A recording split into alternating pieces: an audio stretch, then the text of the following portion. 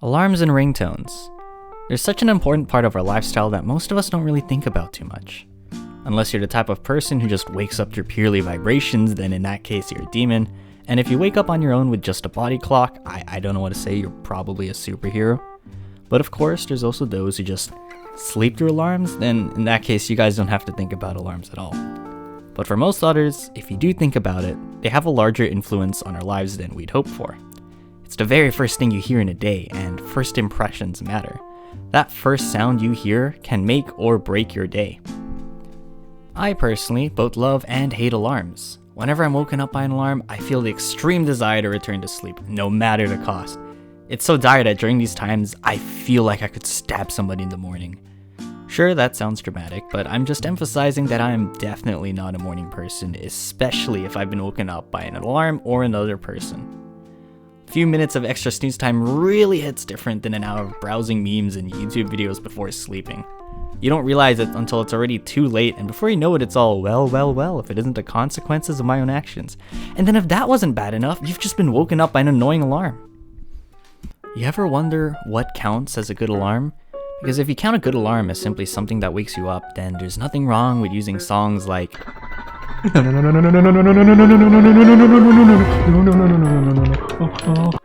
and then just waking up with pure fear flowing in your veins. Apologies to all the Zelda Breath of the Wild players whose PTSD I just triggered, but hey, it's alarming. If you think about it that way, it gets the job done. But it's probably not good for anyone's anxiety or stress levels. I'd assume most of you are hesitant to use songs that wake you up violently as your alarm, so it seems clear that there's going to be a difference in alarm quality. The song Sunday Morning by Maroon 5 was actually my go-to alarm for almost a year. It's soothing, kinda uplifting / energizing, heck, it even has morning in its title. However, whenever I hear those drums hit when the songs play, I get such a headache now. Is it the percussion perhaps that makes it a bad alarm? Maybe the song should be quiet, percussionless, and purely rhythmic. But then won't it just make you sleepy instead? Is there some sort of balance? The perfect wake-up song to use? Is there simply no good alarms, but just bad ones and even worse ones? These questions of waking plague my sleep. Our minds are trained for pattern recognition as a survival instinct. Take, for example, the Baader-Meinhof phenomenon, or the frequency illusion, where after noticing something, you notice it more often and start to believe that it's something that occurs a lot, which I now know in my mind as the Among Us effect. When I first discovered the idea of choosing your own alarm song, I was really excited. Finally, I get to wake up how I want to, in the best moods ever. But now I've become hesitant, scared to eventually hate the very songs I love that once put me in a good mood. Maybe it's the inevitability of alarms that no matter the song, you'll get used to hearing it or hating it eventually. And then there's ringtones. Ringtones are like alarms, but instead of waking you up, they're for alerting you someone is calling you. Now, if you have peak social anxiety, I'm sure this sound may actually scare you more than a wake-up alarm would. I like talking to people though, although I rarely hear my ringtone because, well, nobody calls me. Actually, on that note, I remember when I first set up my voicemail, and I put the whole, apologies, I'm away on my phone right now, but please feel free to leave a message. And never in my life have I ever received a voicemail. I'm sure people have heard it, maybe they just don't want to leave a message. But back on the ringtone note, when they alert you someone is there, maybe it's nice to set different ringtones that alert you of what kind of person is calling you. You can set custom ringtones for people, and I personally like to set fitting ringtones for my family, the only ones who call me.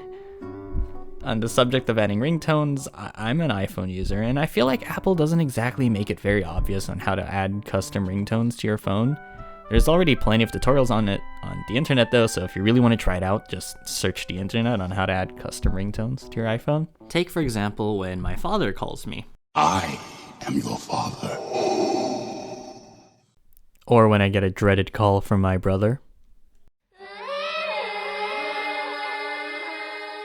I've actually seen a few posts and images every now and then about how Armin Scream from the series Attack on Titan was voted as best ringtone of 2015.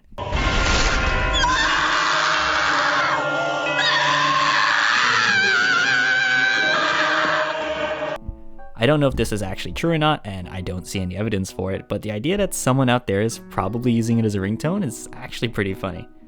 And the more I think about it, the more I realize it's not really a bad ringtone per se, because hey, it does its job pretty well.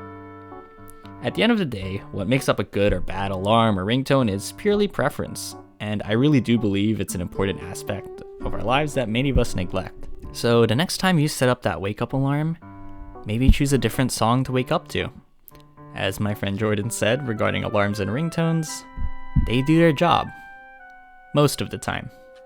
Morning everyone, I really hope you enjoyed the video, and before I do end, I really want to thank everyone who has subscribed to me recently, because it's really motivating to see some people who actually enjoyed something I made. Now I have to change the banner thing, hold up.